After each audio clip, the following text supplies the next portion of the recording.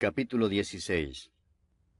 Después llegó a Derbe y a Listra, y he aquí había allí cierto discípulo llamado Timoteo, hijo de una mujer judía creyente, pero de padre griego, y daban buen testimonio de él los hermanos que estaban en Listra y en Iconio.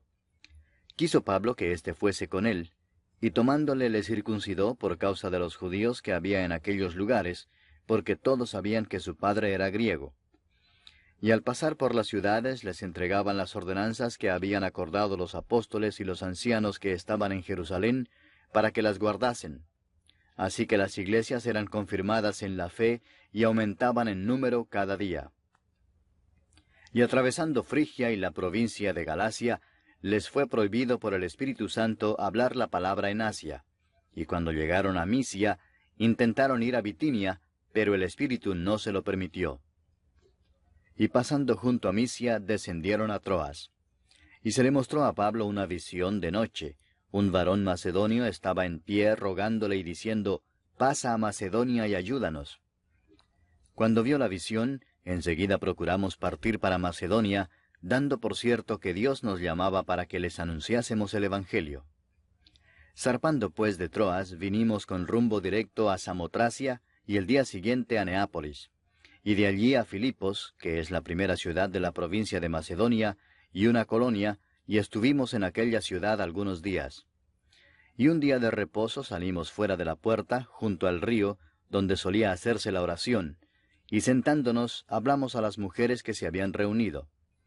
Entonces una mujer llamada Lidia, vendedora de púrpura, de la ciudad de Tiatira, que adoraba a Dios, estaba oyendo, y el Señor abrió el corazón de ella para que estuviese atenta a lo que Pablo decía. Y cuando fue bautizada y su familia, nos rogó diciendo, «Si habéis juzgado que yo sea fiel al Señor, entrad en mi casa y posad», y nos obligó a quedarnos. Aconteció que mientras íbamos a la oración, nos salió al encuentro una muchacha que tenía espíritu de adivinación, la cual daba gran ganancia a sus amos adivinando. Esta, siguiendo a Pablo y a nosotros, daba voces diciendo, «Estos hombres son siervos del Dios Altísimo, quienes os anuncian el camino de salvación». Y esto lo hacía por muchos días, mas desagradando a Pablo, éste se volvió y dijo al espíritu, «Te mando en el nombre de Jesucristo que salgas de ella», y salió en aquella misma hora. Pero viendo sus amos que había salido la esperanza de su ganancia, prendieron a Pablo y a Silas, y los trajeron al foro ante las autoridades. Y presentándolos a los magistrados dijeron, «Estos hombres, siendo judíos, alborotan nuestra ciudad y enseñan costumbres que no nos es lícito recibir ni hacer, pues somos romanos». Y se agolpó el pueblo contra ellos, y los magistrados, rasgándoles las ropas, ordenaron azotarles con varas. Después de haberles azotado mucho, los echaron en la cárcel, mandando al carcelero que los guardase con seguridad.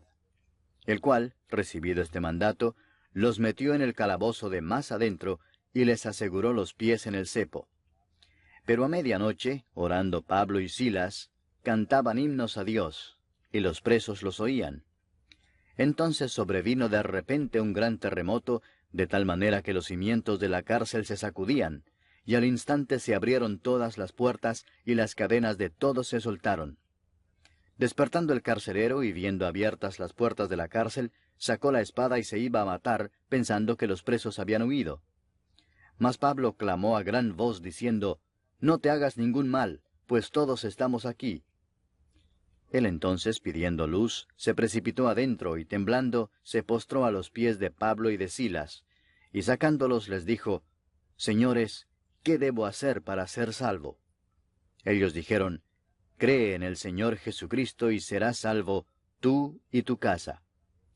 Y le hablaron la palabra del Señor a él y a todos los que estaban en su casa.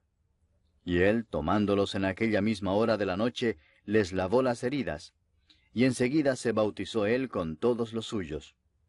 Y llevándolos a su casa, les puso la mesa, y se regocijó con toda su casa de haber creído a Dios.